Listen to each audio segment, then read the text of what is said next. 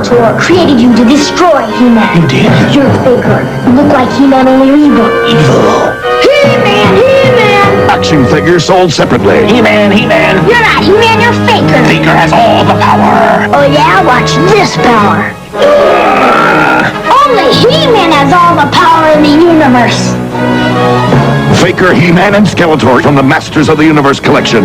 Each sold separately from Mattel.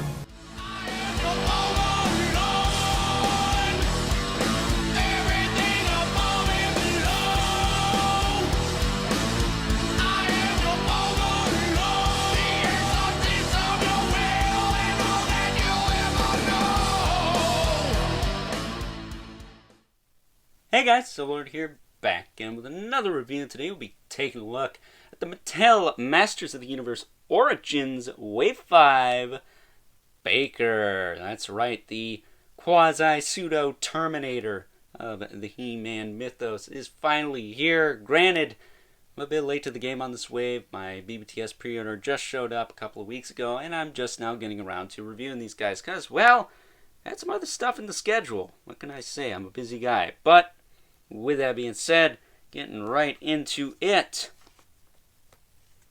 He, of course, comes with the mini-comic, which is the same mini-comic that came with Fisto. Check that review out if you haven't already. Posted it yesterday. And on the back, rest of Wave 5, which I will look at eventually. I know I wanted to do a He-Man week this week, but, well, Jason Momoa Aquaman and the Raven-Spawn Throwback Thursday kind of threw a monkey wrench into that. Although I don't think I've ever done a Masters of the Universe Throwback Thursday. We'll have to fix that, because next year is the 20th anniversary of 2000X, which, as you all know, is my bread and butter when it comes to He-Man. But Faker does come with one actual accessory,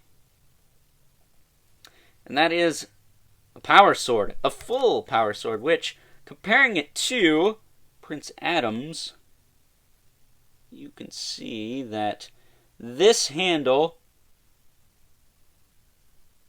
and the blade actually, is ever so slightly longer than Prince Adam's. You can see the tips there. Faker's goes past, I don't know, maybe they're about the same there, but the handle is definitely a little bit longer. As you can see, there they are. They are the same kind of level here. You can see that the handle on Faker's sword is longer, so that is nice. They made it longer so you could fit it into the hand a little bit easier. My Prince Adam, I had to work the thumb down so he could hold on to that thing without dropping it all the time. Same with Keldor, actually. But looking at Faker, I was never big on Faker. He's cool, but I don't know. Bizarro was never one of my favorite Superman villains, and Faker was never one of my favorite He-Man villains. I just thought it was kind of lazy. It's like, oh, it's an anti-whatever. But I gotta say, I do like this figure quite a bit. I think he's cool looking. He, of course, is basically He-Man with Skeletor armor on, blue skin. So, if anything, he's like a Smurf mashup. Articulation on this guy. He's got the standard double ball peg in the head, like most Origins figures. He's got the in and out at the shoulder, forward and back. He's got the single joint at the elbow with rotation, so as a swivel and hinge at the wrist. I do wish he came with the shield and the axe, too. I think that would have been nice, just to beef him up a bit. He does have a waist swivel. His hips kick forward and back, in and out. He's got a single joint at the knee, rotation at the knee, swivel at the boot, hinge at the foot with a rocker joint. And the boots are pretty tight on this figure, so there you go. But for those of you who remember the vintage figure, you know that you could take the armor off. Pop his arms out quick.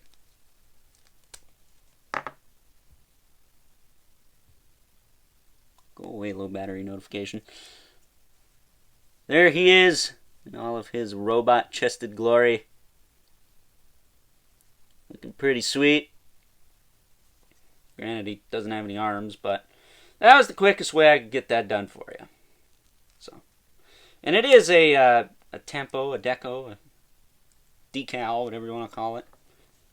I know Hot Wheels guys have like 50 different terms for paint apps on their stuff, so I'm not sure if you He-Man guys are all the same or what, but it's essentially just like a decal. Unlike the old one, which was a sticker that would usually wear off. I will say, this guy's arms peg in like really well. Really well. But giving him his sword back. There you go. There is Faker. So with that being said, let's take a look at some comparisons. First up, here is Faker next to a couple other Masters of the Universe Origins figures that he borrows parts from. Those are, of course, the He-Man and Skeletor from last year. These are not the reissues with the vintage-style heads and full power swords. These are the first releases that were at Walmart about this time last year. I've not found the new variants yet, but I will do a video when I do. These guys are using the extra battle armor heads at the moment because, well, I like those better than the ones they came with. But as you can see, Faker pretty much is He-Man painted blue with some orange Skeletor armor on him. I will say the sword is, for the most part, new, but essentially it is a tweaked mold we've gotten in the past. Up next, here he is, next to the only other figure I've taken a look at from this wave thus far.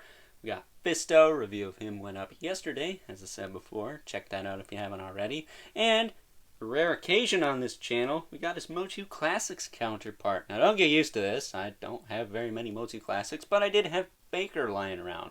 Shout out to my buddy John Gaither for hooking me up with that one. But with that being said, I may be trading this to my good buddy T-Biz. Shout out to T-Biz at some point in the near to distant future. We shall see. And last but certainly not least, we have our two regulars, the Mythic Legion's Brother Mandibulus and the Mortal Kombat 11 Spawn. So with that being said, time to wrap things up. Some final thoughts. Overall, and much like what I said in the Fisto review from yesterday, I'm also not the biggest Faker fan in the world, but I have to say, this is another solid entry into the MOTU Origins line, and one I think you guys should definitely pick up if you haven't already, because you gotta have essentially the Bizarro of the Masters of the Universe mythos, right? Now, unlike a lot of the characters I've been taking a look at from this line, this is one of the very few that did not actually show up in the 2000X series, but had a 2000X release. They did repaint a He-Man, put Skeletor armor on him, and called it Faker, but he never made it into the show. Curious if he would have been in that mysterious third season that never happened, but I guess we'll never know, right? But with that being said, again, I would highly recommend you pick this guy up if you haven't already, because he is a quintessential character, one of the originals from the first couple of waves, and I think it's worth having in your MOTU Origins collection. So with that being said, I hope you guys enjoyed this review. Don't forget to like this video, hit that subscribe button, and the notification bell so you know whenever I upload more reviews like this one. Gotta show that algorithm who's boss, right? And if you haven't already, hit me up on Instagram at Overlord Productions, and leave a comment in the comment section below. Let me know what you think of this figure, whether you want it, love it, or hate it. But remember, keep the comments civil, because the world sucks enough as it is. And until next time, I'll catch you guys later.